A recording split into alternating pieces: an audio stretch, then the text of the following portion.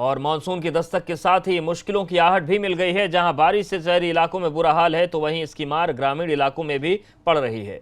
न सिर्फ सड़कों का बुरा हाल है, बल्कि जो इलाके नदियों के पास है वहां पर मुसीबत भयंकर है। ऐसी वैसी नहीं, बहुत बड़ी मुसीबतें हैं, जिसके चलते सिर्फ लोगों को नुकसान ही नहीं होता, बल्कि अपना घर तक छोड़ना पड़ जाता है।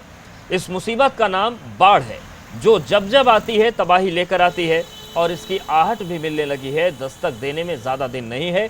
जितनी भी नदियां हैं सभी इस वक्त तूफान पर हैं। और ये 8 तस्वीरें आप देखिए, उत्तर प्रदेश पर ये एक नई मुसीबत है।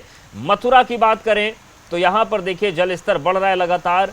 शहर की जो सड़कें हैं वो लबालब हो गई हैं।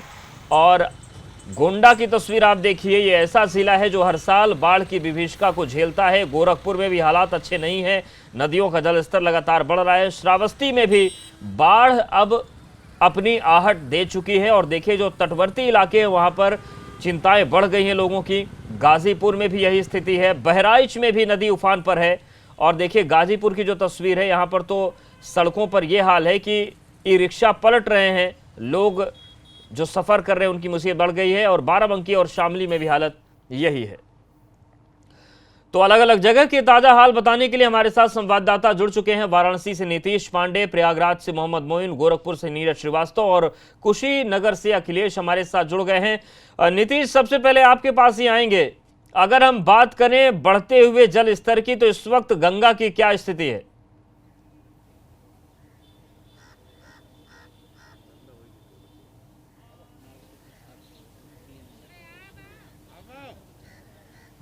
नीतीश, सुन पा रहे हैं क्या?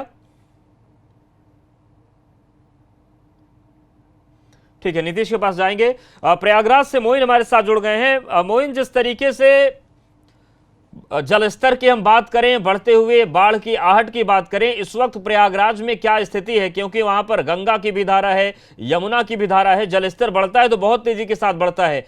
अभी हालात काबू में है या फिर खतरे की आहट आ रही है? जी बिल्कुल, अगर संगम नगरी प्रयागराज की बात करें तो यहाँ गंगा और यमुना दोनों नदियों का जलस्तर वो तेजी से बढ़ रहा है।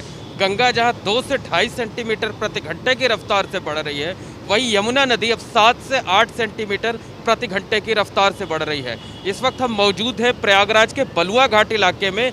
यमुना नदी का किनारा है और जिस घाट पर हम मौजूद हैं, आप देख सकते हैं कि जो पक्का घाट बनाया गया है विकास प्राधिकरण की तरफ से, उसकी कई सीढ़ियां डूब चुकी है और पानी धीरे धीरे ऊपर आता जा रहा है और घाट को अपनी आगोश में लेता जा रहा है। यही तस्वीर हमको प्रयागराज के शहरी इलाके से लेकर ग्रामीण इलाके तक देखने को लगातार मिल रही है। जल स्तर लगातार बढ़ रहा है और अभी फिलहाल दोनों नदियां खतरे के निशान से काफ़ी नीचे हैं। लेकिन आशंका इस बात की है कि उत्तराखंड में जिस तरह से तेज़ बारिश हो रही है, बादल फट रहे हैं और वहां से बड़ी मात्रा में पानी छोड़ा जा रहा है, तो वो पानी 7 से 8 दिन के बाद प्रयागराज पहुंचेगा। और जब वो पानी तेज़ रफ्तार के साथ प्रयागराज पहुंचेगा, तब यहाँ पर तबाही मचनी शुरू हो सकती है। हालांकि अभी भी राहत की बात इतनी है कि दोनों नदियाँ खतरे के निशान से नीचे हैं। अगर सरकारी इंतजामों की बात करें तो सरकारी अमला हर बार पहले से काफ़ी कवायद कर लेता था, काफ़ी इंतज़ाम कर लेता था, लेकिन इस बार कोरोना के मामले लगातार तेज़ी से बढ़ने की वजह से सरकारी इंतज़ाम जो हैं वो सिर्फ फाइलों तक कैद नज़र आ रहे हैं और हकीकत में कहीं दिखाई नहीं दे रहे हैं। बिल्कुल, लेकिन सवाल यही है कि बढ़ता हुआ जल स्तर जब खतरा लेकर आ रहा है तो कैसे निपटेगा प्रशासन, उस पर भी बात करेंगे। अखिलेश हमारे साथ जुड़े हुए कुशीनगर से। अखिलेश, अगर हम बात करें कुशीनगर की, यहाँ पर क्या स्थिति है और क्या यहाँ पर भी खतरे की आहट जल दे रहा है?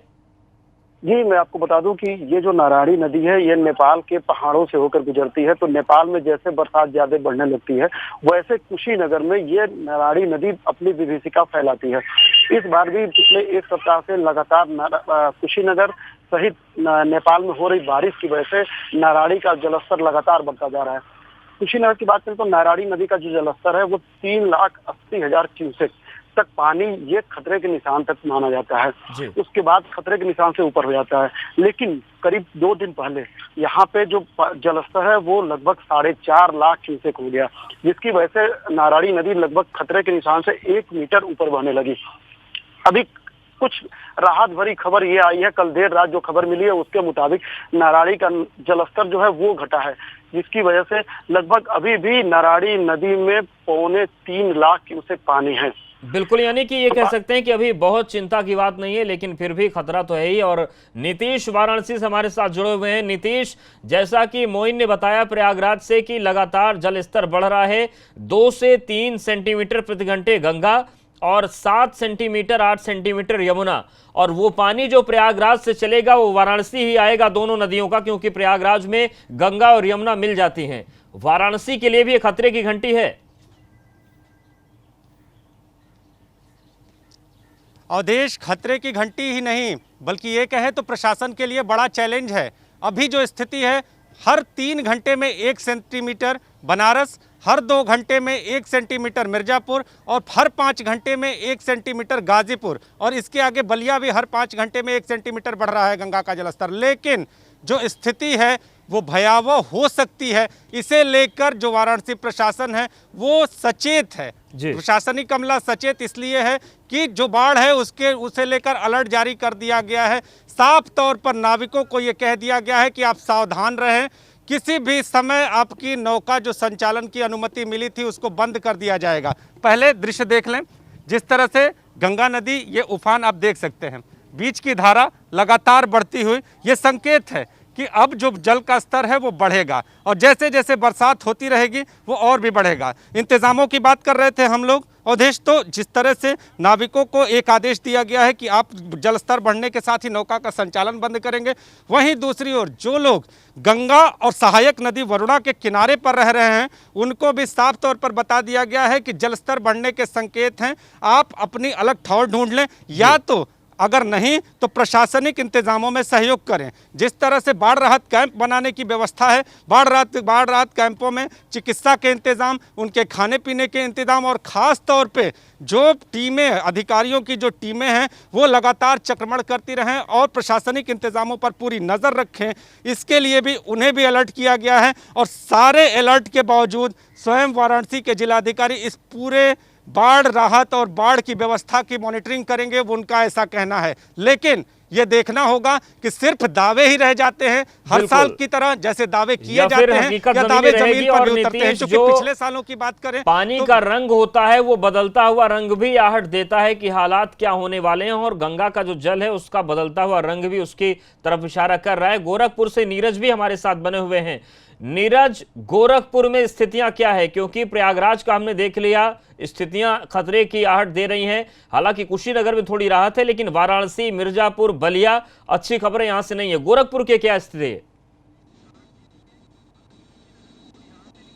देखिए, अभी अखिलेश बता रहे थे कि जैसा नेपाल ने 4 लाख से अधिक क्यूसेक पानी छोड़ा है, तो यहाँ पर उफान पर अगर किसानों को दक्षिण में छोड़ दिया जाए शहर के, तो यहाँ रोहिंग उत्तर पश्चिम में और राप्ती नदी और खतरे के निशान से ऊपर बह रही है, वहीं सरयू भी खतरे के निशान से ऊपर बह रही है। इसलिए काफी हालत खराब है। पाली ब्लॉक की अगर बात करें तो लगभग 2 दर्जन से अधिक जो गांव है वो प्रभावित है। खेत पूरी तरह से किसानों के डूब चुके हैं और लगभग सारे गांव जो है घिरे हुए हैं। उसी तरह जंगल कौड़िया की अगर बात करें तो जंगल कौड़िया में भी राजीपुर डूबे गाँव में 1 दर्जन मकान जो है नदी में, राप्ती नदी में विलीन हो चुके हैं। तो ऐसे में जो हालात है वो समझा जा सकता है। आप अभी देख सकते हैं, हम राप्ती नदी के तट पर खड़े हैं, यहाँ बैकुंठ धाम पर राजघाट में, और यहाँ आप देख सकते हैं पीछे किस तरह से राप्ती अपने उफान पर है पूरी तरह से। ये पीछे बैकुंठ धाम आपको दिखाई दे रहा है, ये पूरी तरह से ये देखिए डूब गया है। और आप देख सकते हैं कि किस तरह से पानी का जो बहाव है वो कितनी तेज है। रंग भी, पानी का रंग भी पूरी तरह से बदला हुआ दिखाई दे रहा है। ये एक तरह से खतरे की घंटी है। हालांकि प्रशासनिक अधिकारियों का कहना है कि वो पूरी तरह से तैयार है। एनडीआरएफ और एसडीआरएफ भी पूरी तरह से उनको अलर्ट पे रखा गया है, और इसके साथ ही लगभग 34 नाव लगाई गई है कि अगर कोई ऐसी आपात स्थिति आती है कि किसी गांव में पानी पहुंचता है तो वहां पर राहत पहुंचाई जा सके। और प्रशासन जिस तरह से दावे कर रहा है, लेकिन बिल्कुल, लेकिन देखना होगा कि क्या तैयारियां हैं। प्रयागराज एक बार फिर से चलते हैं, मोइन हमारे साथ बने हुए हैं। मोइन, ये जो गंगा और यमुना की धारा है ये तो है ही, लेकिन हम बात करें यमुना पार क्षेत्र की तो वहां बेलन है, पटपर है, टॉन्स का भी कुछ हिस्सा आता है। इलाहाबाद में जो जल का संकट है वो बहुत गहरा होता है और कई बार इलाहाबाद ने बाढ़ की भयंकर विभीषिका देखी है। कुल मिलाकर हालात क्या हैं? हम यमुना पार की बात करें, गंगा यमुना की बात करें, क्या एसडीआरएफ और एनडीआरएफ की मदद लेने की तैयारी यहां पर है? उस पर काम चल रहा है या जब बढ़ जाएगा पानी तब फिर प्रशासन इस पर काम करेगा?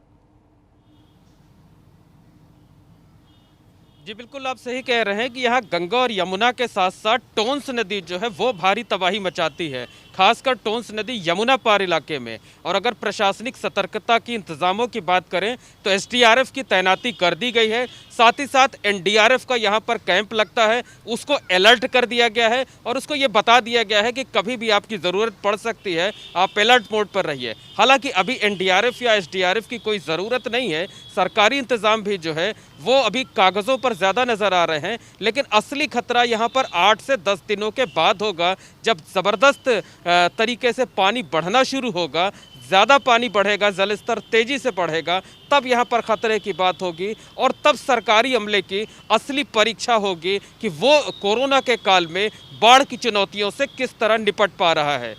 बिल्कुल, शुक्रिया मोइन आपका जानकारी अपडेट के लिए, और अखिलेश आपका भी शुक्रिया, नीतीश आपका भी शुक्रिया जानकारी देने के लिए, और नीरज आपका भी शुक्रिया। तो ये पूरी तस्वीर है, खतरा अभी नहीं आया है लेकिन खतरे की आहट इस जल से आने लगी है और ये बता रही है कि अगर अगले 10 दिन में तैयारियां पूरी नहीं हुई तो फिर तबाही का मंजर बड़ा हो सकता है।